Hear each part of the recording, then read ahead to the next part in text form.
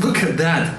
I still have the first ever Samsung Galaxy S. This thing launched in 2010 and it looks like it's taken quite a beating. I wonder if I can still use it in 2023. Hey, look at this, it still turns on. Okay, I'm taking a challenge. I'm gonna attempt to use this phone for a full week. The only question is, how much am I gonna regret it? Okay guys, I got the Galaxy S out, I charged it, it's time to set it up. Look at how big the SIM cards used to be. Lucky for me, I kept my SIM card adapter. Unlucky for me, we changed SIM card sizes twice since this phone was out. Okay, I'm just gonna cram all of this in here and hope that the spring action keeps it in place for a week. It seems like it works. Let's try to make a call. Hey, it works!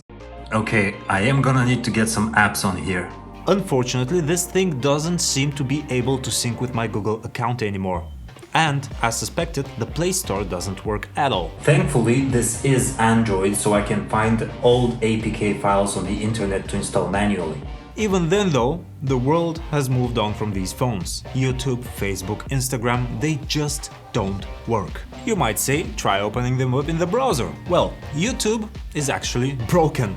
And then Facebook loads up, but it's an empty screen. Wait a second, since this doesn't sync with my Google account, I can't sync any of my contacts. Any numbers that have changed to the past 10 years, I don't know. So I have to manually look people up, or call friends of friends when looking for contacts. Remember, I have no social media on this thing, like a caveman. This smartphone is now a very dumb phone. The next day. Believe it or not, the first thing I noticed about this is its bad speaker. Excuse the messy hair, I just got out of bed.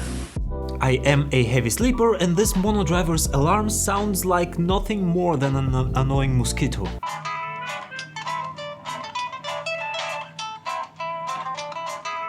I actually use this ROG phone as an alarm clock thanks to its super loud speakers.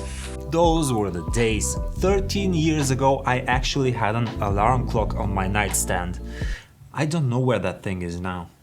Speaking of speakers, I wonder if I can enjoy my old music on this. It does have a headphone jack, but I wonder, can I use wireless buds with it? Yeah baby, pairing the first ever Samsung Galaxy S to a brand new set of Galaxy Buds Pro. What kind of an abomination is that? I have to tell you, there is good reason why companies talk up their Bluetooth quality these days. This sounds horrible. There's an ever-present compression, distortion in the high end, and connection drops out from time to time. So I am just going to grab these and off we go. Day 2. Hello from day 2. I need to get my dog to the vet today. Typically, I check Google Maps to know when a business is most busy and how long it would take me to get there. Look at this, guys. It looks like Google Maps is actually gonna work on this thing. I've got the location, I've got working hours, phone number, but I have no information on how busy the place is. So it looks like I'm gonna have to call them. Making a voice call in 2023. Yeesh. Oh yeah, that's fun. I forgot no mobile payments with this thing. I am so used to leaving the house with no cash in my wallet that I totally forgot this thing doesn't have mobile payments. No e-wallet, nothing. So it's back to the dark ages with me. 3 days later. As you guys can probably guess, this camera is not the best. I was just at rehearsal with our drummer, composing a new song, and he was like, "Can you record me with your phone so we can remember what beats I came up with?" I just laughed. Look at this video. Now I remember, back in the day I used to walk around with a smartphone in one pocket and an actual pocket camera in the other, and that was normal. At this point, staying in touch with people has sort of become a challenge. I have adapted by spending more time on a laptop or tablet to check for notifications.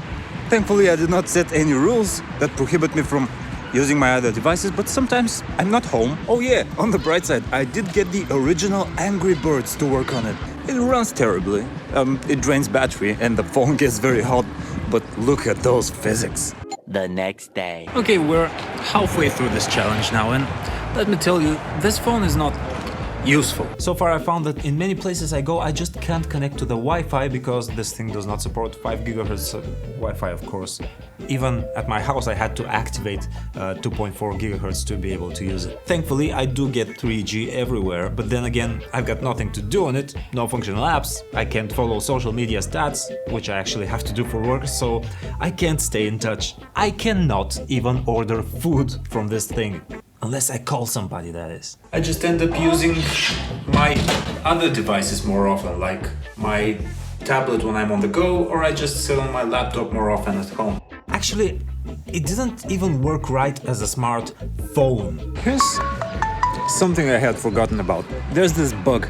Sometimes when somebody's calling me, the display does not light up. I can't see who it was, I can't answer, I can't reject. I have to wait for the caller to give up and hang up, then I restart the phone, then I see who it was and call them back. It is Friday, my dudes, which means I have to figure out what I'm doing this weekend. Typically I check for local events on my phone, but not on this phone, remember? So I'm gonna open my laptop yet again to see what's going on around the city and pick what to do. Thankfully, when I do decide where to go, I can still use Google Maps on the phone. Oh, you may have noticed that battery life has not come up yet. Well, it's hardly an issue when I don't have much to do on the phone anyway, but still. I actually forgot to charge it before leaving. This thing does not have wireless charging, of course, so I can't just plop it down a mat when I'm not using it. Also, no super fast charging, so I can't get like 30% of battery for 5 minutes of charging. And when I was out, I couldn't even borrow a charger at the bar because nobody uses micro USB anymore. Thankfully, I barely used the phone for anything anyway, so I still had power at the end of the night. But this reminded me. Remember these removable batteries? People actually used to keep a spare battery in their pocket so they wouldn't run out of juice when out and about. Just give me fast charging. Well, the weekend was actually easy because I barely used my phone those days. I may listen to some music through a Bluetooth speaker while doing chores. We already know it doesn't sound that great, but at least the drop-in quality is not that noticeable while keeping it in the background. I may take a photo of a random adventure I have or a walk with my dog, but all things considered, I think I'm gonna skip on the memorabilia this particular weekend. Overall, this has been an interesting experience. For the most time, it felt like I was using a feature phone, but even worse because feature phones actually have function in Facebook, Viber, WhatsApp. I can't say I detoxed a lot because I did spend a lot of time on my laptop and tablet instead, but this experience did help me appreciate how far smartphones have come. If you have a modern Galaxy S, you can even connect it to a display for desktop work.